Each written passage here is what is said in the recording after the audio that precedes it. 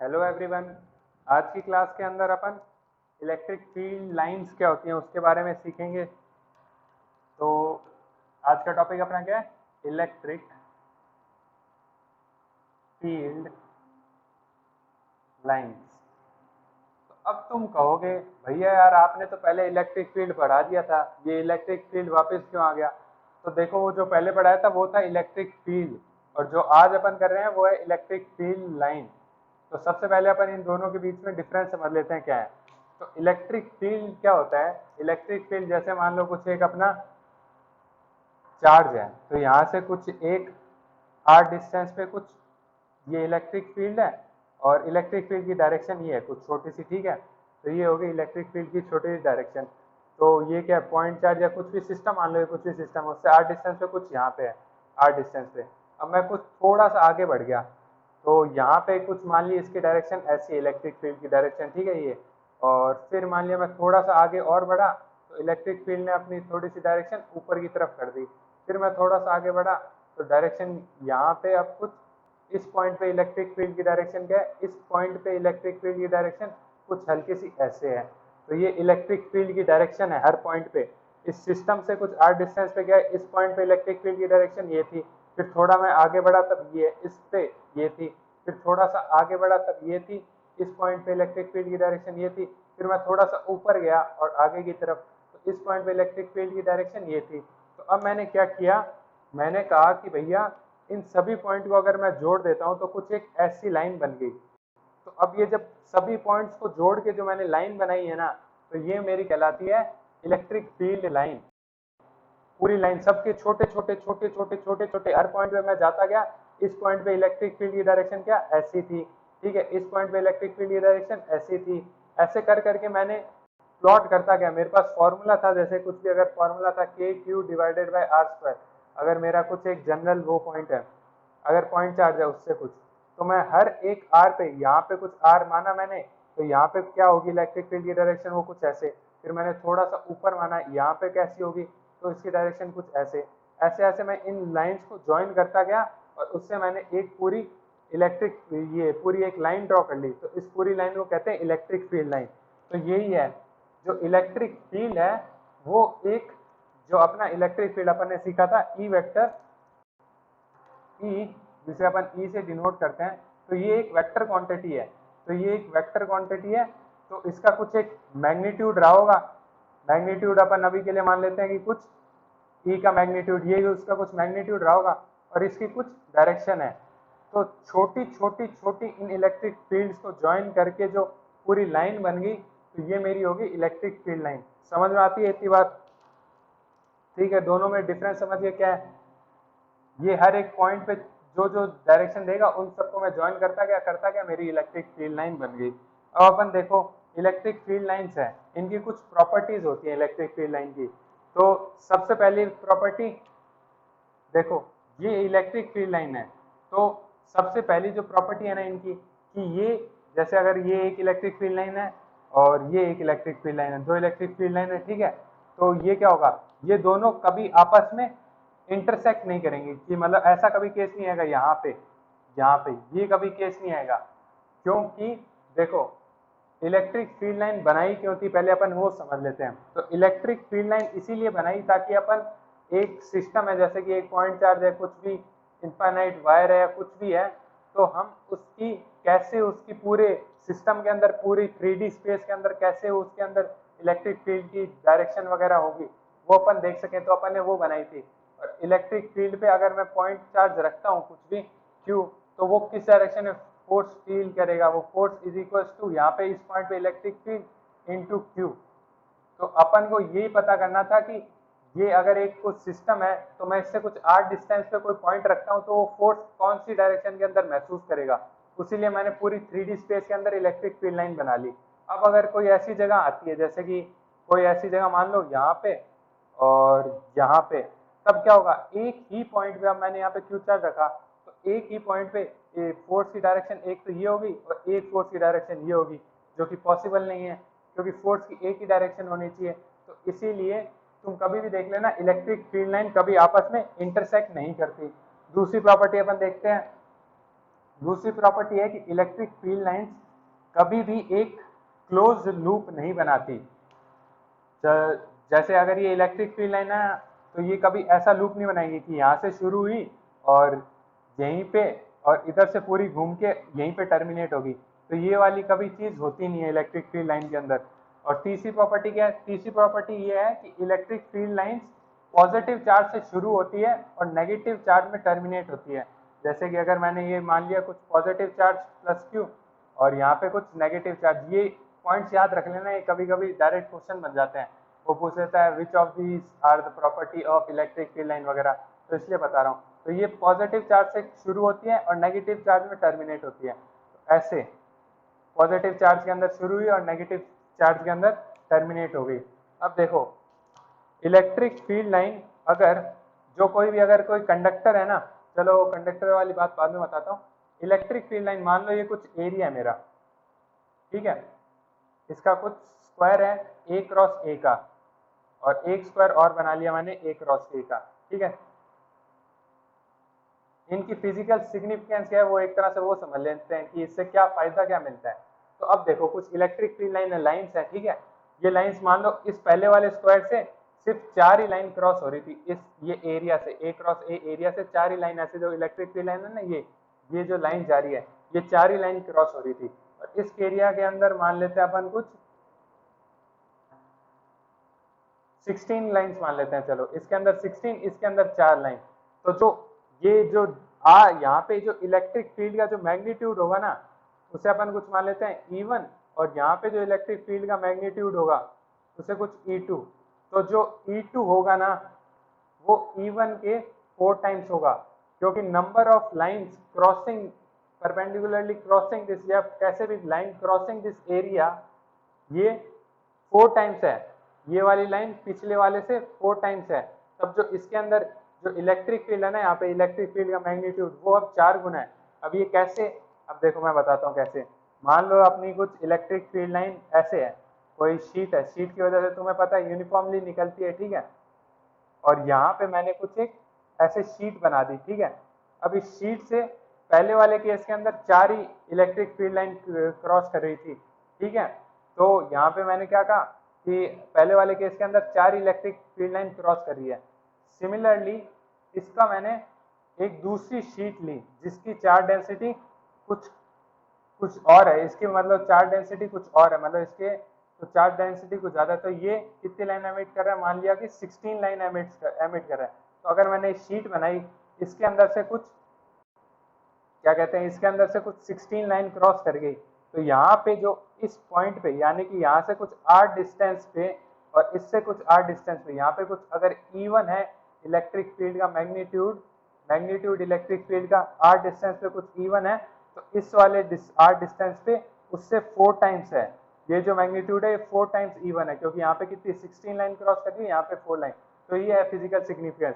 तो electric field की जो लाइंस है, इससे ये भी पता चलता है कि जहाँ पे जितनी ज्यादा डेंस लाइन है ना, वहां पे उस पॉइंट पे यहाँ से r डिस्टेंस पे, दोनों ही केस के अंदर यहाँ पे r डिस्टेंस पे कुछ अगर E1 है इसका मैग्नीट्यूड, और इस केस के अंदर कुछ E2 है मैग्नीट्यूड, तो E2 4 टाइम्स E1 हो गया। तो ये भी चीज पता चलती है, जहाँ पे ज्यादा डेंसिटी तो उस पॉइंट पे ज्यादा इलेक्ट्रिक फील्ड। अब अपन इसी चीज को यूज करके मान लो अगर क्वेश्चन बनाने वाला तुम्हें एक क्वेश्चन देता है कि जैसे अगर क्वेश्चन देता है तो ऐसा क्वेश्चन दे देगा कि इसका चार्ज अपन को पता है कुछ Q1 है और इसका चार्ज कुछ Q2 दे देगा, ठीक है वो तुम्हें। और यहाँ पे कितनी लाइन बना दी, ये एक लाइन ये बना देते हैं और ये लाइन कुछ ऐसे बना देते हैं, ठीक है। और ये है पॉजिटिव चार्ज, तो इससे रेडियली आउटवर्ड निकलेगा, तो ये कुछ ऐसे निकल गया, एक यहाँ से कुछ 2 3 4 और ये कुछ ऐसे मान लो, ठीक है। और ये नेगेटिव चार्ज है तो इसके अंदर इलेक्ट्रिक फील्ड लाइन टर्मिनेट करेगी, तो वो आई और इस पॉइंट पे परपेंडिकुलर है, देख लेना ये यहाँ से परपेंडिकुलर ही निकलती है, ठीक है। तो ये जब टर्मिनेट की तो यहाँ पे कुछ 2 लाइन टर्मिनेट की, ठीक है। अब वो तुम्हें कहेगा comment upon the magnitude of Q1 and Q2, Q1 Q2 में से कौन सा बड़ा है ये बताओ। अब देखो इसके अंदर कितनी लाइन ये एग्जिट कर रही है, इसके अंदर नंबर ऑफ लाइंस कुछ N1 है, इसके अंदर जो आने वाली लाइंस है उसे कुछ N2 मान लेते हैं। तो दिख ही रहा है कि जो नंबर ऑफ लाइंस है N1 वो N2 से ज्यादा है, इसीलिए अपन कह सकते हैं जो मैग्नीट्यूड ऑफ Q1 है वो Q2 से ज्यादा है। तो ये भी एक एप्लीकेशन हो गया एक तरह से इलेक्ट्रिक फील्ड लाइन का, ये चार्ज पता करने के लिए कि इसके अंदर ज्यादा चार्ज, किसका चार्ज बड़ा है, ये चार्ज बड़ा या ये चार्ज बड़ा, तो ये पता चल गया। अब अपन देखते हैं एक जो केस जो तुम्हारे बहुत काम आएगा, मतलब एक प्रॉपर्टी काम आएगी बहुत, वो है ये। अभी देखो जो कोई मेटल की सरफेसेस वगैरह होते हैं ना, कंडक्टर वगैरह, तो उन केस के अंदर क्या होता है, जैसे अगर कोई मेरा पॉइंट क्यू चार्ज है, ठीक है, या कुछ भी कैसे भी ये इलेक्ट्रिक फील्ड जनरेट कर रहा है, ठीक है, ये मान लिया ऐसे ऐसे जनरेट कर रहा है इलेक्ट्रिक फील्ड कुछ। अगर मैंने यहाँ पे एक कंडक्टर लगा दिया ना, तो कंडक्टर के अंदर इलेक्ट्रिक फील्ड लाइंस परपेंडिकुलरली ही अंदर घुसती है और परपेंडिकुलरली ही लीव करती है कंडक्टर को। तो ये मेरी इलेक्ट्रिक फील्ड लाइन पहले ऐसे जा रही थी, वो ऐसे बेंड हो जाएगी, और बेंड हो जाके इसके सेंटर को अगर मैं ज्वाइन करता हूँ तो यहाँ पे परपेंडिकुलरली घुसेंगी, ये अंदर की तरफ, ये परपेंडिकुलरली घुसी, लाइन परपेंडिकुलरली घुसी, ठीक है, और इसके सेंटर को मैं ज्वाइन किया यहाँ पे, तो ये यहाँ से परपेंडिकुलरली घुसी। तो इलेक्ट्रिक फील्ड लाइन जो होती है एक कंडक्टर के अंदर उसकी सरफेस के परपेंडिकुलरली ही घुसती है और परपेंडिकुलरली ही निकलती है। तो अगर ये निकली है तो ये भी परपेंडिकुलर सरफेस के, अगर ये टेंजेंट अगर मैं निकालूंगा तो उसके परपेंडिकुलर, ठीक है, और ये भी परपेंडिकुलर। तो ये भी एक प्रॉपर्टी है कि अगर कोई इलेक्ट्रिक फील्ड लाइंस होती हैं तो वो मेटल या कंडक्टर के अंदर परपेंडिकुलर टू द सरफेस घुसती है और परपेंडिकुलर टू द सरफेस ही निकलती है, ठीक है। अब अपन आगे देखते हैं अगली प्रॉपर्टी क्या है। तो इलेक्ट्रिक फील्ड लाइन की जो जो प्रॉपर्टी थी बड़ी बड़ी मेन वो मैंने तुम्हें बता दी। अब अपन आगे शुरू करते हैं। आगे क्या है इलेक्ट्रिक फील्ड लाइन के बाद, इलेक्ट्रिक फील्ड लाइन के बाद है, अपन क्या करते हैं, फ्लक्स कर लेते हैं, इलेक्ट्रिक फ्लक्स। तो देखो फ्लक्स क्या होता है, फ्लक्स होता है बेसिकली यहां से क्रॉस करना, अगर ये कुछ पाइप है उसके अंदर से कुछ लिक्विड अपना जा रहा है, ठीक है, तो फ्लक्स होता है यहाँ से कितना लिक्विड निकल रहा है इस एरिया से, तो वो बेसिकली हो गया फ्लक्स। तो इलेक्ट्रिक फ्लक्स क्या होता है, इलेक्ट्रिक से जो इलेक्ट्रिक फील्ड्स जो होती हैं कुछ एक गिवन एरिया से जो क्रॉस करती हैं वो है इलेक्ट्रिक फ्लक्स। तो इलेक्ट्रिक फ्लक्स को अपन डिनोट करते हैं पाई से, पाई से डिनोट करते हैं। और इलेक्ट्रिक फ्लक्स का काम क्या है, इलेक्ट्रिक फ्लक्स एक तरह से अपन को ये बताता है कि कितनी लाइंस क्रॉस की, कितनी लाइंस, एज अ नंबर नहीं मिलता, नंबर ऑफ लाइंस नहीं बताता। जो इलेक्ट्रिक फ्लक्स है उससे अपन कुछ फाई से डिनोट करते हैं, और ये एक तरह से मेजरमेंट होता है, मेजरमेंट ऑफ लाइंस क्रॉस, ठीक है, एक एरिया से कितनी लाइन क्रॉस की इलेक्ट्रिक फील्ड लाइन। तो इलेक्ट्रिक फ्लक्स क्या होता है, ये एक तरह से बताता है कि इलेक्ट्रिक अगर किसी का फ्लक्स ज्यादा है, फ्लक्स 1 अगर फ्लक्स 2 से ज्यादा है, तो इससे ये पता कर सकते हैं अपन कि जो इलेक्ट्रिक फील्ड लाइन 1 से जो गुजर रही है, इलेक्ट्रिक फील्ड लाइन इससे जो गुजरती है एरिया 1 से, अगर दोनों का एरिया सेम है तो जो इलेक्ट्रिक फील्ड लाइन पहले केस के अंदर है वो दूसरे केस से ज्यादा होंगी। तो इलेक्ट्रिक फील्ड लाइन जो पहले से पास हो रही है, अगर सेम एरिया दे रखा है, तो पहले से जो इलेक्ट्रिक फील्ड लाइन क्रॉस कर रही है वो दूसरे वाले केस से ज्यादा है। तो ये पता कर सकते हैं अपन एक तरह से कंपैरिजन वगैरह। और अगर वो कही देता है कि अगर फ्लक्स 1 की वैल्यू मान लो कुछ 1500 कुछ क्रॉस कर रही है, या फिर 3000 मान लो, पहले केस के अंदर कुछ 1500 क्रॉस 3000 लाइन क्रॉस कर रही है एक एरिया से, और उसका फ्लक्स कुछ मैंने 5 दे दिया, और अगर वो कहता है कि भैया फ्लक्स 2 जो है ना वो अपना इतनी लाइंस क्रॉस कर रही है, ठीक है, एरिया से, फ्लक्स 2 जो है वो इस वाले फ्लक्स का ट्वाइस है, तब क्या होगा, सेम एरिया लेके तो जो इसमें से लाइन क्रॉस करेंगी वो हो जाएंगी 3000 इंटू 2, यानी कि 6000 लाइंस क्रॉस करेंगी इसके अंदर। तो एक तरह से मेजरमेंट बताता है फ्लक्स। तो फ्लक्स की अगर सही से डेफिनेशन सीखे तो वो है कि the number of electric field lines crossing an area perpendicularly, तो वो होता है flux. the measurement of the number of the lines crossing the area perpendicularly, तो वो होती है फ्लक्स। अब फ्लक्स के बारे में सीखते हैं थोड़ा और। तो फ्लक्स क्या है? द नंबर ऑफ, जो फ्लक्स है ना, फ्लक्स, इसकी वैल्यू डायरेक्टली प्रोपोर्शनल होती है इलेक्ट्रिक फील्ड के। जो इलेक्ट्रिक फील्ड अगर यहाँ पे कुछ आर डिस्टेंस पे या इससे पास होने में कुछ ई है इलेक्ट्रिक फील्ड, तो इसके डायरेक्टली प्रोपोर्शनल होती है फ्लक्स, यहाँ से कितनी फील्ड लाइन गुजरेंगी, और ये डायरेक्टली प्रोपोर्शनल टू है एरिया। इससे क्या समझे कि अगर ये पॉइंट है, कुछ शीट दे रखी है ए क्रॉस बी की, तो यहाँ पे अगर इलेक्ट्रिक फील्ड की वैल्यू अगर मैंने बढ़ा दी इलेक्ट्रिक फील्ड की, तो उससे क्या होगा, फ्लक्स की वैल्यू भी बढ़ जाएगी। अगर मैंने इलेक्ट्रिक फील्ड की वैल्यू दुगनी कर दी तो फ्लक्स की वैल्यू भी दुगनी हो जाएगी। और दूसरी चीज क्या है, अगर मैंने एरिया को डबल कर दिया तो जो इलेक्ट्रिक फ्लक्स होगा वो भी डबल हो जाएगा।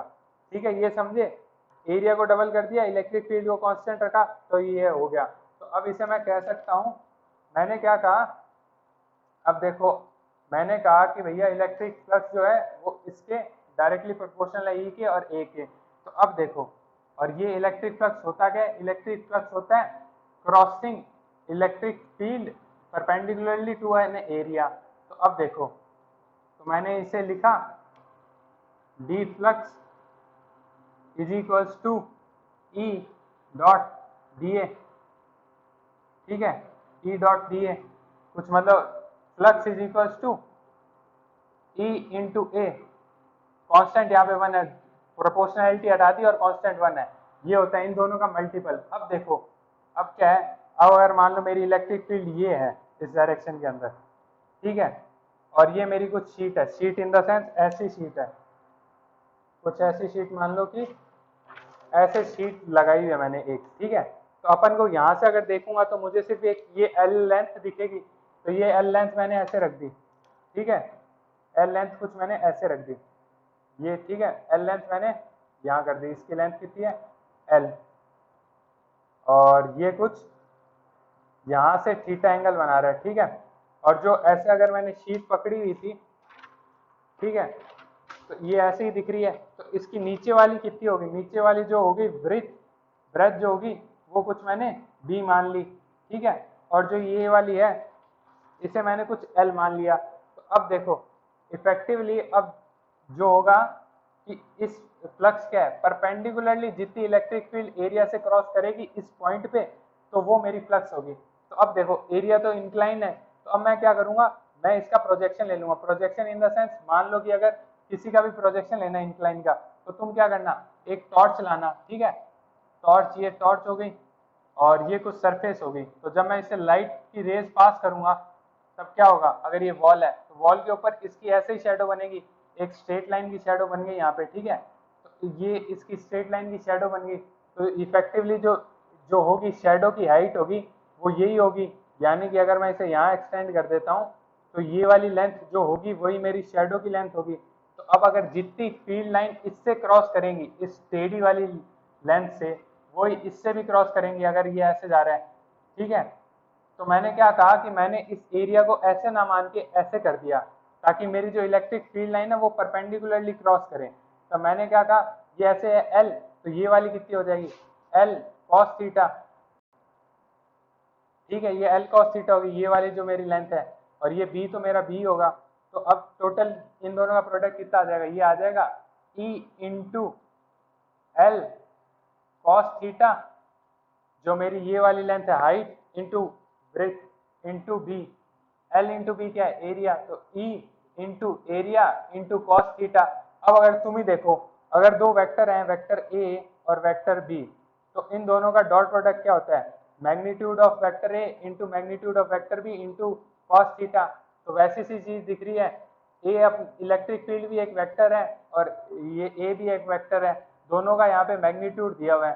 तो मैं इसे क्या लिख सकता हूँ, मैं इसे लिख सकता हूँ ई dot A vector E dot vector A, ठीक है। और थीटा क्या है, थीटा इन दोनों के बीच का एंगल ही है, और मैं इसे एक्सटेंड कर देता हूँ तो ये कितना हो गया, ये थीटा, ये ऐसे आ गया, ठीक है।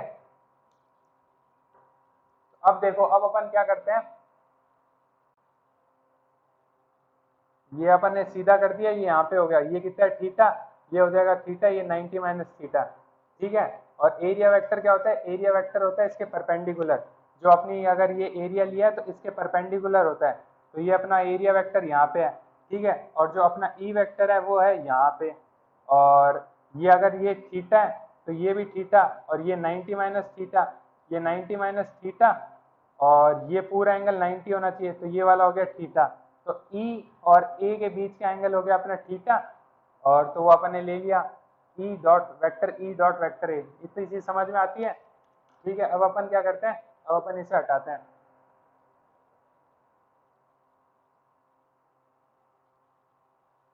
प्रोजेक्शन एरिया के बारे में बता देता हूँ थोड़ा, प्रोजेक्शन एरिया कैसे निकालते हैं, क्या करते हैं। तो सबसे आसान तरीका है प्रोजेक्शन एरिया का, ये देखो, अगर कुछ शीट का तो समझ गया ना, शीट का प्रोजेक्शन एरिया कैसे होगा। अगर कोई शीट इंक्लाइंड है, ठीक है, ये कुछ शीट का वेक्टर है, शीट इस डायरेक्शन के अंदर पड़ी है, ये ऐसे इंक्लाइन है, और अगर मैंने टॉर्च पास की, ये शीट ऐसे ही है जैसे पहले वाली थी, ये थोड़ा मैंने ऐसे दिखा दिया तुम्हें, ठीक है। तो ये अगर ऐसे पास की, इसकी शीट कैसे बनेगी, इसकी यहाँ पे एक रेक्टेंगल बन जाएगा वॉल के ऊपर, ठीक है। सिमिलरली अगर मैंने एक वो लिया, क्या कहते हैं, सिलेंडर लिया, तो सिलेंडर के अंदर क्या है, ये देख लेना, ठीक है, इमेजिन कर लेना, ये सिलेंडर है और ये वहां से एक्सटेंड किया, इसकी कुछ रेडियस है आर। तो जो मैं इससे यहाँ से अगर मैं टॉर्च पास करूंगा तो ये लाइट की रेज कुछ जाएंगी, तो क्या होगा, ये देखो, पूरा अगर इसकी हाइट एल है तो इसकी हाइट एल हो गई, ठीक है। और जो इसके ऐसे है ना, तो इसके एक्चुअली एक रेक्टेंगल बनेगा जिसका ये जो नीचे की ब्रेथ है ना, ये हो जाएगी 2r के बराबर। इतनी चीज समझ में आती है। प्रोजेक्टेड एरिया कैसे लेना है, सिंपली उस चीज को रखना ऑब्जेक्ट को, जैसे सिलेंडर है, अगर मैं ये सिलेंडर देख रहा हूँ, तुम्हें दिख रहा है, अब अगर मैं यहाँ से लाइट रेस पास करूंगा तो ये मेरी क्या हो गई, यहाँ से यहाँ पूरी लेंथ एल हो गई, और ये जो मेरी अगर कुछ इसका रेडियस आर है तो ये पूरी लेंथ कितनी है 2r, तो ये पूरी लेंथ कितनी है 2r, तो 2r की लेंथ का एक मेरे पास ऐसा रेक्टेंगल बन जाएगा, ये लेंथ इसकी l और इसका ये नीचे वाली होगी 2r। समझ में आता है अगर ये ऐसा होगा तो, ठीक है। तो ये भी क्लियर हो गया। अब अपन देखो आगे करते हैं, इलेक्ट्रिक फ्लक्स पे क्वेश्चन करके देखते हैं एक आधे।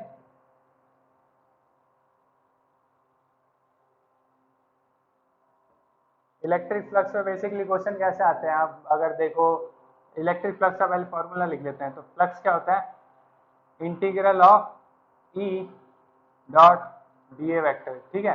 तो वो क्वेश्चन वाला क्वेश्चन कैसे देगा,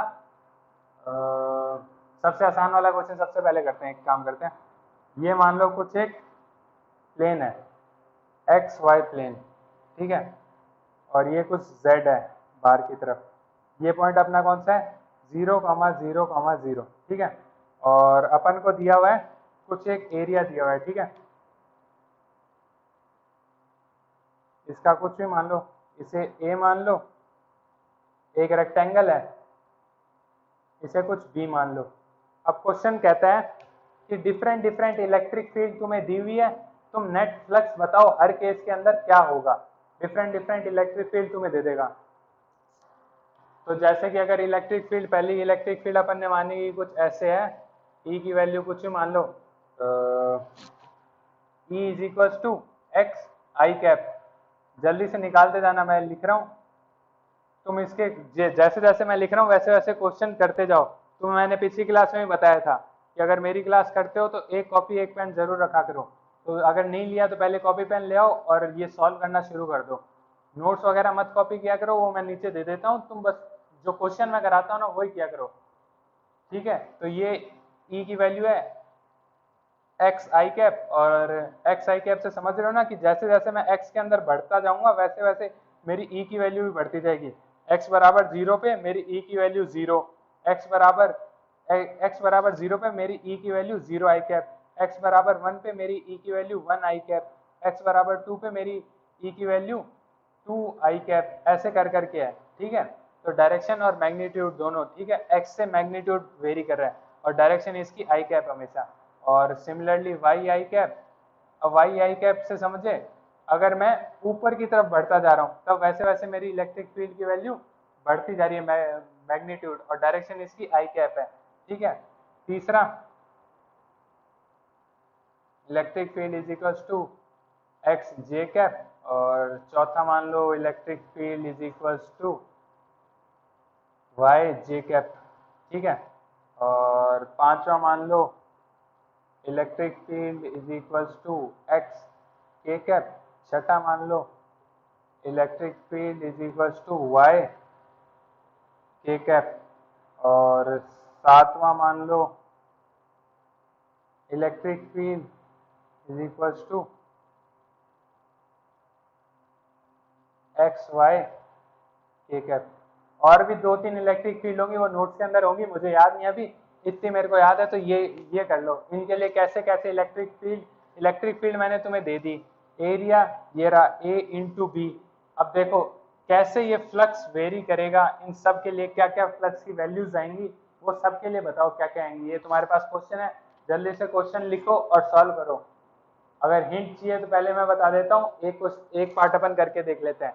तो देखो पहला पार्ट ये है कि इलेक्ट्रिक फील्ड अपनी कुछ है एक्स आई कैप, ठीक है। Electric field x i cap in the sense कि अगर मेरा कुछ graph electric field versus x का है, तो ये ग्राफ कुछ ऐसा है, ई वर्सेस एक्स का है, मैग्नीट्यूड, ठीक है। मैग्नीट्यूड कितना होगा, तो ये ग्राफ एक स्ट्रेट लाइन, 1 पे मेरी वैल्यू 1, 2 पे मेरी वैल्यू 2, ठीक है। लेकिन ये क्या है, ये इलेक्ट्रिक फील्ड सारी की सारी एक्स डायरेक्शन के अंदर है। तो यानी कि ये अगर मैंने शीट ले रखी है,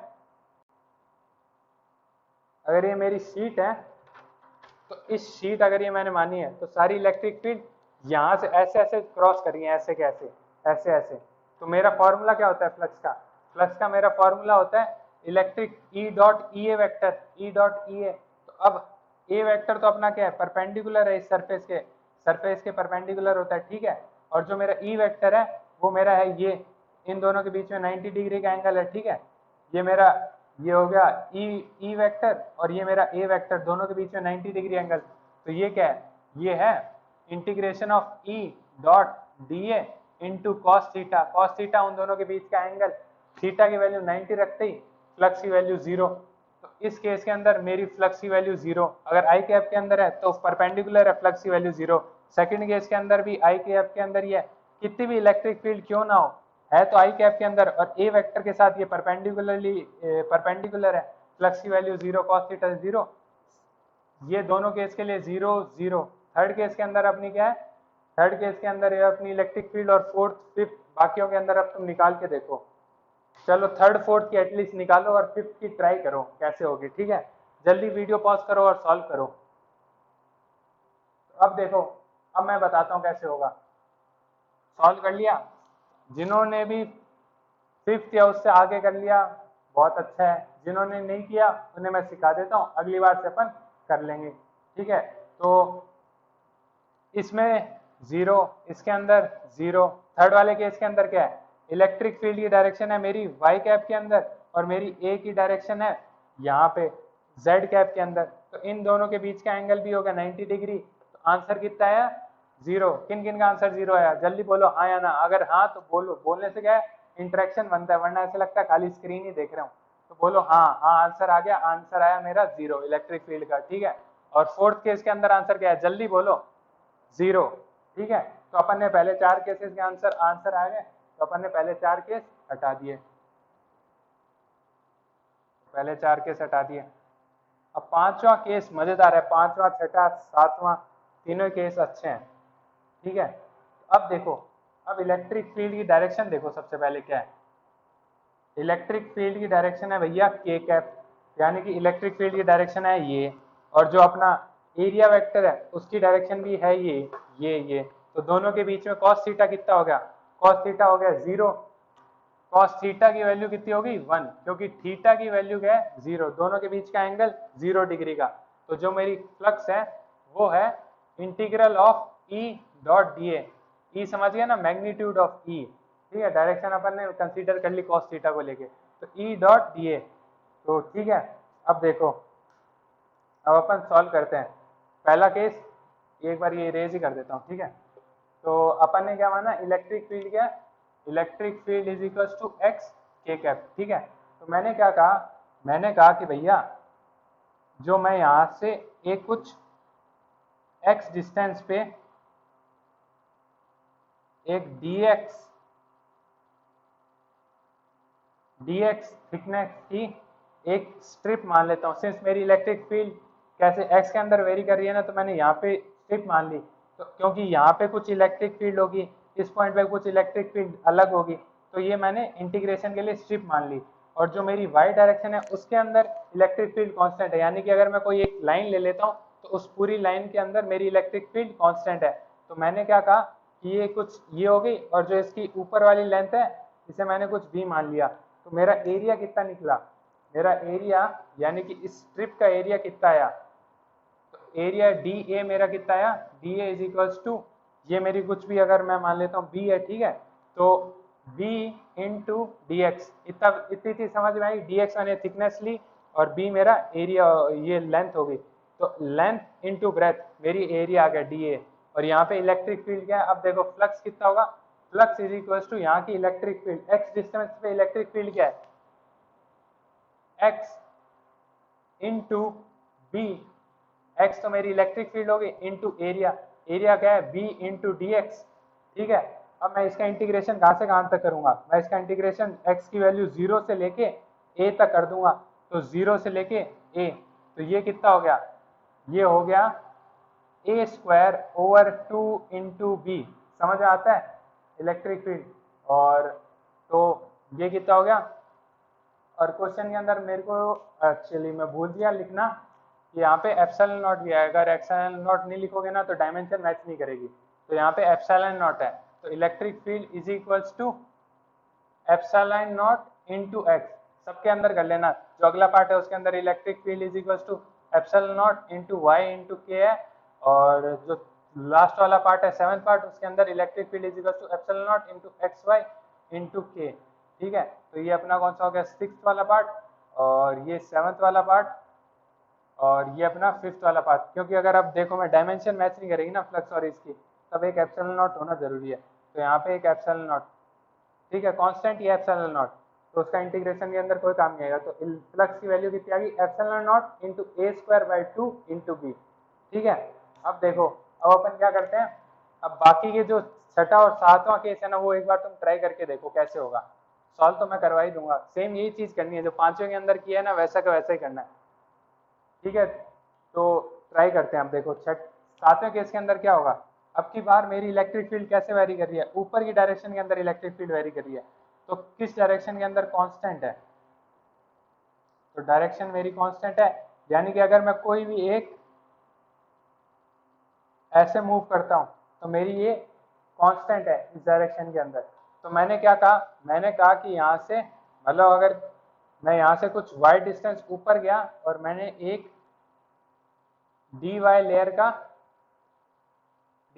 का एक रेक्टेंगल बना लिया, dy लेंथ ऊपर, ठीक है, y डिस्टेंस dy, और ये वाली चीज अगर कोई भी अगर एक y है उसके लिए थ्रू आउट दी x एक इलेक्ट्रिक फील्ड कांस्टेंट है, तो मैंने ये वाला अज्यूम किया, मतलब यूनिट, ठीक है। तो ये कितना हो गया, इसका एरिया कितना हो जाएगा, इसका डी ए अपना आ जाएगा, ये कितना है टोटल, ये लेंथ है ए इंटू डी वाई, तो डी अपना आ गया, और इलेक्ट्रिक फील्ड अपनी क्या है, इलेक्ट्रिक फील्ड है एप्सिलॉन नॉट इंटू वाई, तो इन दोनों का प्रोडक्ट करके इंटीग्रेशन कर दिया, phi is equals to integration of epsilon naught into y into a into D y, तो वाई डी वाई का integration y square by 2 into epsilon naught into a, और y की वैल्यू कहाँ, 0 से लेके b, तो y की value 0 से लेके b, तो ये हो गया b square over 2 into epsilon naught into a, ये समझ में आता है। अब जो लास्ट वाला केस है उसके अंदर अच्छा है, ये लास्ट वाला केस अच्छा है।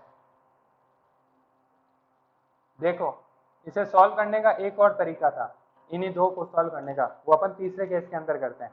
अपन क्या मानते हैं तीसरे केस के अंदर कि भैया कुछ एक ये अपन ने ले ली रेक्टेंगल, ठीक है, पहले अपन वो प्लेन बना लेते हैं, और ये अपना हो गया कुछ जो बड़ा रेक्टेंगल है, ठीक है, इसकी लेंथ कितनी मानी, ये अपनी हो गई कुछ ए और ये हो गई बी।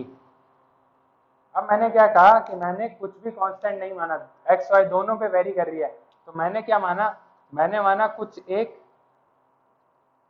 dx थिकनेस की, तो कुछ एक रेक्टेंगल है, ठीक है, उसकी थिकनेस छोटा सा dx है, और उसकी हाइट कितनी है, उसकी हाइट है भैया dy, तो dx इंटू डी वाई का मेरा एक रेक्टेंगल है, तो एरिया कितना हो गया रेक्टेंगल का, एरिया रेक्टेंगल का हो गया dx इंटू डी वाई। और इलेक्ट्रिक फील्ड क्या, इलेक्ट्रिक फील्ड है epsilon naught into X into Y. अब इसका इंटीग्रेशन कितना होगा, फ्लक्स मेरा हो जाएगा integration of E dot A. तो ई की वैल्यू अपनी क्या है, epsilon naught into X Y into D X into D Y. जब भी एरिया का इंटीग्रेशन, अब देखो लीनियर इंटीग्रेशन जब भी करते हैं ना, तब उसके अंदर अपन सिर्फ एक इंटीग्रेशन साइन का यूज करते हैं। अब जब डबल इंटीग्रेशन कर रहे हैं ना, तो अपन दो इंटीग्रेशन साइन का यूज करेंगे। तो पहले अपन क्या करेंगे, पहले x का इंटीग्रेशन करेंगे, जो पहली टर्म है उसका पहले इंटीग्रेशन करेंगे, तो उसका क्या लिख दिया, x की वैल्यू 0 से लेके x की वैल्यू a, और फिर बाहर वाली टर्म का इंटीग्रेशन, जब ये पूरा इंटीग्रेशन हो जाएगा उसका फिर से y के टर्म्स के अंदर रिस्पेक्ट के अंदर इंटीग्रेशन करेंगे। तो y की वैल्यू 0 से लेके y is equals to B, तो ये करेंगे अपन। अब देखो अपन ने क्या किया, फ्लक्स की value is equals to integration of y is equals to 0 to y is equals to b, और epsilon naught into a square over 2y dy। इतना समझ में आता है। पहले मैंने इस अंदर वाले इंटीग्रेशन को सॉल्व कर लिया, मेरा आंसर आ गया a स्क्वायर बाई 2, x की वैल्यू a रख दी तो a स्क्वायर बाई 2। अब मैं इसका भी इंटीग्रेशन कर लेता हूँ, तो y का इंटीग्रेशन क्या हो जाएगा, तो epsilon naught into a square into b square divided by 4। मेरा आंसर आ गया फ्लक्स का। फ्लक्स कितनी होगी, ये होगी भैया फ्लक्स। अब अगर तुम चाहते ना तो पहले वाले दो केसेस को भी ऐसे सॉल्व कर सकते थे, लेकिन उसके केस के अंदर dx या dy एक बार, जैसे ये दो केस है ना, उनके अंदर अगर तुम करते ना, करके देख लो, एक बार करके देख लो। अगर कोई चीज मैं बता रहा हूँ तो पहले वेरीफाई करके देख लो। तो तुम पहले ये दो वेरीफाई कर लेना, फिर आगे बढ़ना। ये समझ गए, क्वेश्चन कंप्लीट। अब अगला क्वेश्चन करते हैं।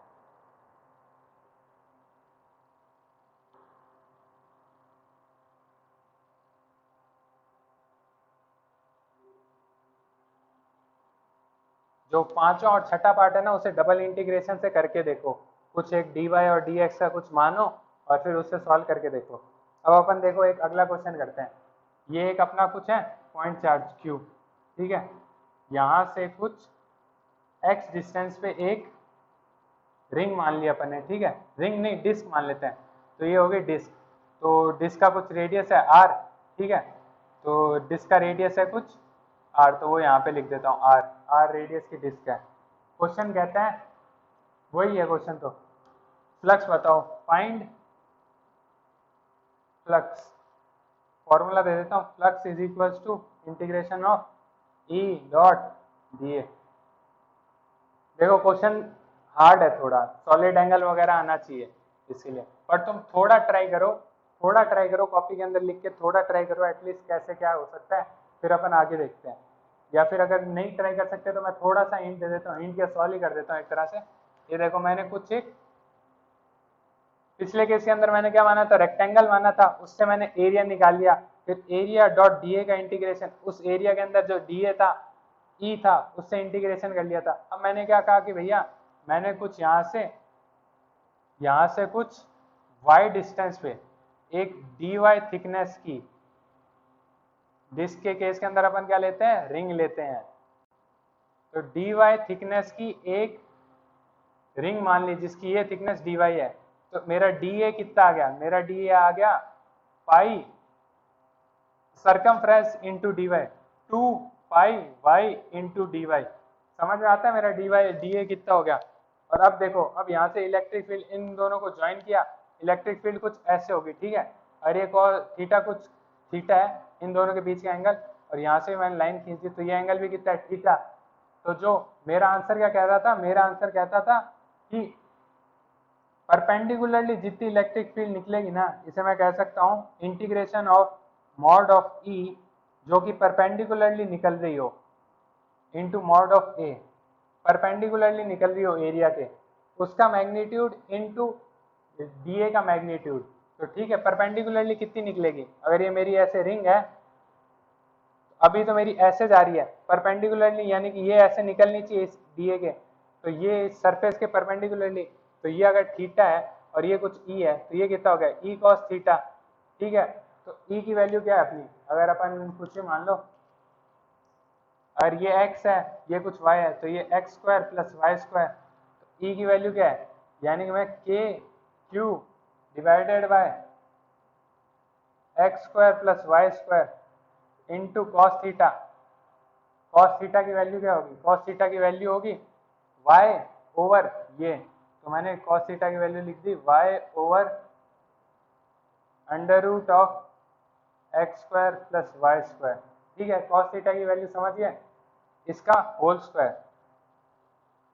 इलेक्ट्रिक फील्ड क्या होती है? के क्यू डिवाइडेड बाय आर का स्क्वायर, तो आर का स्क्वायर यानी कि इसका होल स्क्वायर, और इसका इनटू कर देंगे, और ये क्या, ये तो कॉस थीटा है। ठीक है, तो ये आंसर कितना हो जाएगा? K Y Q divided by X square plus Y square की पावर 3/2। इतनी चीज समझ में आती है? मेरी नेट इलेक्ट्रिक फील्ड, ये वाली नेट ई नेट कितनी होगी? ई नेट इसके बराबर होगी मेरी। ठीक है, ई नेट इसके बराबर होगी, मैग्नीट्यूड ही लिया क्योंकि डायरेक्शन मुझे पता है ये है उसकी। ठीक है, तो मेरी ई नेट आ गई। अब मेरा एरिया क्या होगा? एरिया मेरा ये D A is equal to this. अब मेरी डी फ्लक्स क्या होगी? फ्लक्स क्या होगी? Flux is equal to integration of E net, E net क्योंकि ये परपेंडिकुलर है तो E net into D A. यहाँ पे मैंने कॉस थीटा क्यों नहीं लिया? क्योंकि मैंने कहा कि जो ई परपेंडिकुलर का मॉड्यूलस इंटू एरिया का मॉड्यूलस मैग्नीट्यूड, तो मैग्नीट्यूड मैग्नीट्यूड लिया दोनों का, और ये परपेंडिकुलर है तो मैंने डायरेक्टली कॉस थीटा नहीं लिया, तो ये मैंने लिखा। फिर मैंने क्या कहा? E Y Q into X square plus Y square की पावर 3/2 इंटू, और ये मेरा डी है 2 पाई वाई डी वाई, इस पूरे का इंटीग्रेशन डी वाई के टर्म्स के अंदर सॉल्व कर लेना। अब आगे मैथमेटिक्स ही है, फिजिक्स तो मैंने समझा दी, मैथमेटिकली इसका आंसर क्या आएगा अपन एक बार वो देख लेते हैं। और आंसर क्या है? आंसर इसका कुछ आना चाहिए, q/2 epsilon naught into 1 minus cos theta, ये आंसर आएगा। ठीक है, फ्लक्स का इसे सॉल्व करोगे ना तभी आंसर आ जाएगा इंटीग्रेशन से। इसका एक और तरीका होता है सॉलिड एंगल से, वैसे तो मैंने नोट्स के अंदर लिख रखा है लेकिन उससे मैं क्वेश्चन से समझाऊंगा तो थोड़ा अपन बाद में करेंगे सॉलिड एंगल से। ये समझ लो q/एप्सिलॉन naught into 1 minus cos theta. अगर तुम देखने की कोशिश करोगे ना तो यहाँ से कुछ देख भी सकते हो इसे। ठीक है, ये 2 पाई है, k की वैल्यू क्या होती है? 1/4 पाई एप्सिलॉन नॉट, तो ये यहाँ पे 4 पाई से 2 पाई कट गया और नीचे क्या बचा? 2, और y और q/2 पाई एप्सिलॉन नॉट तो अपना आ गया, और y स्क्वायर ओवर 3/√2 इसका पूरे का इंटीग्रेशन, ये आ जाएगा 1 माइनस कॉस थीटा। ठीक है, तो ये हो गया। अब कॉस थीटा की सिग्निफिकेंस वगैरह क्या है वो समझ नहीं है तो देख लो, बाकी ये फॉर्मूला है। अगर कोई डिस्क पूछे कि r डिस्टेंस कुछ x डिस्टेंस पे कुछ डिस्क है तो वो कितना वो बनाएगी, तो ये है 1 minus cos theta over 2 pi epsilon not. ठीक है, और थीटा क्या है? थीटा अपना मैक्सिमम ले लेना, 1 minus cos theta, theta max मानेंगे यहाँ तक जो बनेगा ना ये मैक्सिमम थीटा ये होगा। ठीक है, अब अपन डिस्क की जो हाईएस्ट पॉइंट है और यहाँ तक उससे जो एंगल सबटेंड होगा वो अपना थीटा होगा इस फॉर्मूला के अंदर। अब अपन क्या करते हैं, आगे क्या करना था आज के दिन में, तो हाँ गॉस लॉ समझ लेते हैं थोड़ा। गॉसियस लॉ क्या है, गॉस लॉ क्या है? देखो गॉस लॉ कुछ नहीं है, सिंपल सा है। अपन ने फ्लक्स निकाला ना अभी, फ्लक्स क्या है अपना? फ्लक्स आया था phi is equals to integration of E dot D A vector. ठीक है, गॉस लॉ कहता है इसका क्लोज इंटीग्रेशन, इसका क्लोज इंटीग्रेशन यानी क्लोज इंटीग्रेशन से क्या समझे कि अगर कोई एक मैंने क्लोज 3D, जैसे अगर मैं तुम्हें सिंपली समझाता हूँ हाथों से, देखो यहाँ पे एक पॉइंट चार्ज है, ये मान लो कि एक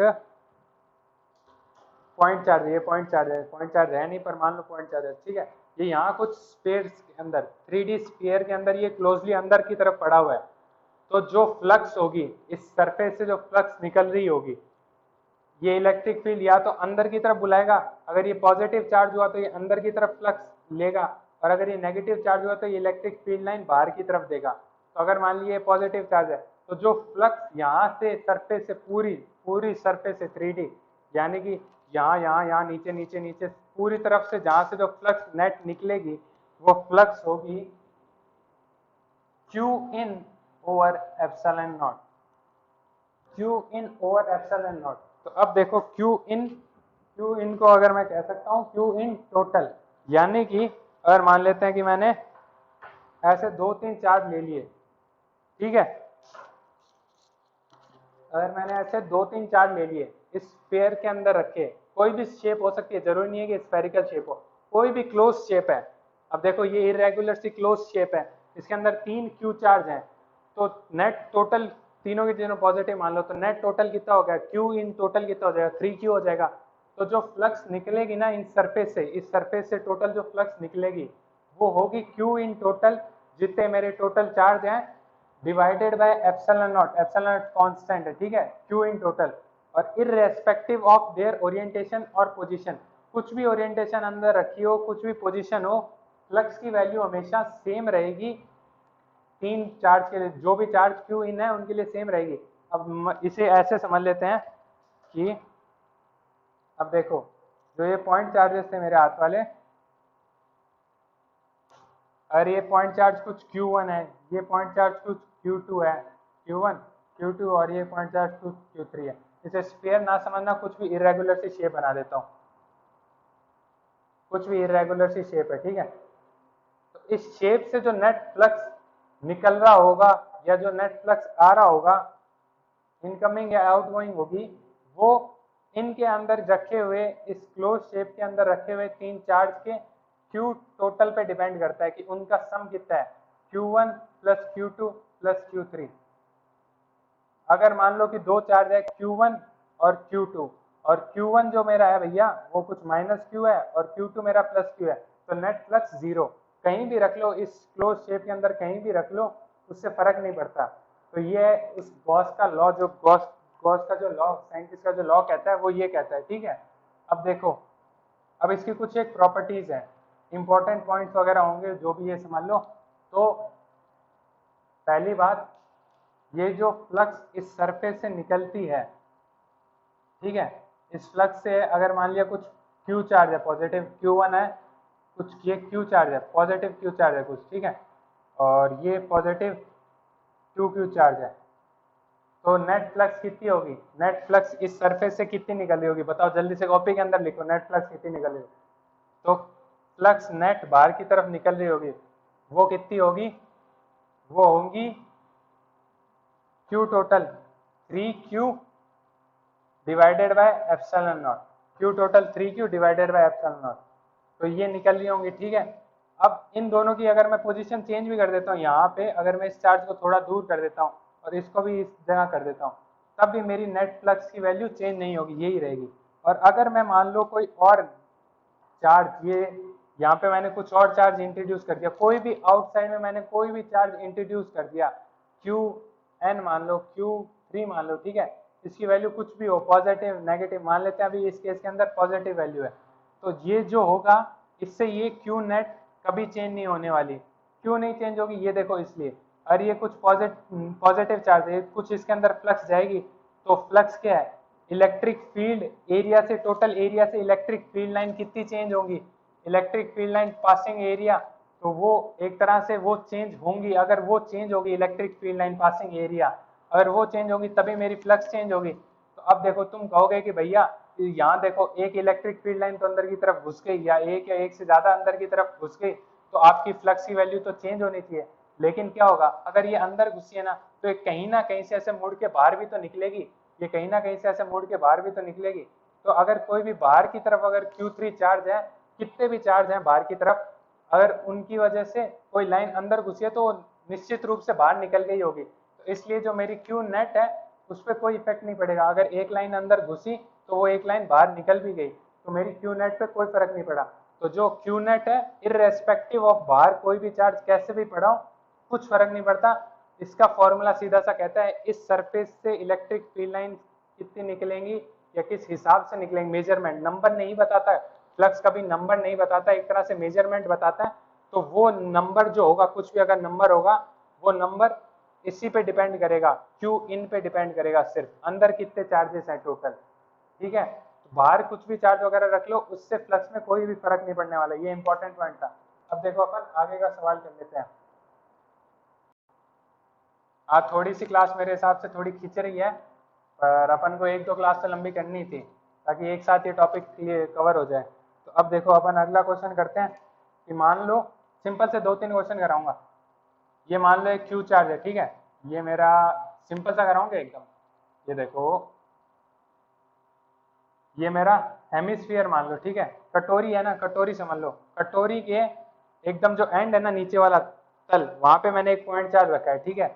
इस ये पॉइंट चार्ज कुछ क्यू है, ठीक है, एकदम पॉइंट जो सरफेस है ना, ये अगर इन दोनों सरफेस का दोनों रेडियस का इंटरसेक्शन है, तो वहां पे सेंटर पे एकदम कटोरी के सेंटर पे, तो इस सरफेस से फ्लक्स कितना पास हो रहा है वो बताओ जल्दी से। तो फ्लक्स पास करना है इसका मैं जल्दी से बता देता हूँ। पूरा एरिया क्लोज कर दो, सेम ये कटोरी ऊपर है ना, तो सेम कटोरी नीचे बना दो, तो नेट अब मेरी एक क्लोज सरफेस होगी। अब क्लोज सरफेस होगी इसलिए अब मैं गॉसियस लॉ लगा सकता हूँ। गॉसियस लॉ कभी ओपन सरफेस में नहीं लगेगा, क्लोज पैक सरफेस के अंदर लगेगा। तो ये नीचे से कटोरी खुली हुई थी, मैंने एक और खुली कटोरी नीचे लगाई, तो पूरा एक बंद स्फेरिकल शेप बन गई। तो अब मेरा मैं गॉसियस लॉ लगा सकता हूँ, फ्लक्स इज इक्वल टू, मैं कह सकता हूँ कि Q in total divided by epsilon naught. Q in total क्या है मेरा, Q divided bye epsilon not. अब ये मेरा क्या हो रहा था, आधा आधा हिस्सों में बट गया, कुछ यहाँ से निकली इलेक्ट्रिक फ्लक्स, कुछ यहाँ से होगी और कुछ नीचे वाली से होगी। सिमेट्रिक है ना पूरी तरह से दोनों कटोरियां, तो नीचे वाली से और ऊपर वाली से फ्लक्स ऊपर वाली से up is equal to flux down. तो अब फ्लक्स कितनी होगी, फ्लक्स जो ओरिजिनली थी, जो क्वेश्चन में पूछी कि आधी कटोरी से कितनी होगी, तो वो फ्लक्स हो जाएगी क्यू इन, यानी कि Q divided bye 2 into epsilon not. Question solve. ठीक है, ऐसे सवाल पूछेंगे। अब मान लो सेम सा एक सवाल और करा देता हूँ, लास्ट सवाल आज का, लास्ट या सेकंड लास्ट देख लेंगे वो तो। ठीक है, तो ये पॉइंट अपना पॉइंट चार्ज, पहले अपन एक क्यूब बना देते हैं, ठीक है।